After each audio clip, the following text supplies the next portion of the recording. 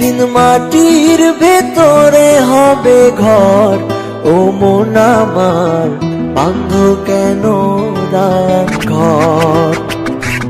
একদিন মাটির ভেতরে হবে ঘর, ও মন আমার বাঁধ কেন দান ঘর, ও মন আমার বাঁধ কেন দান ঘর।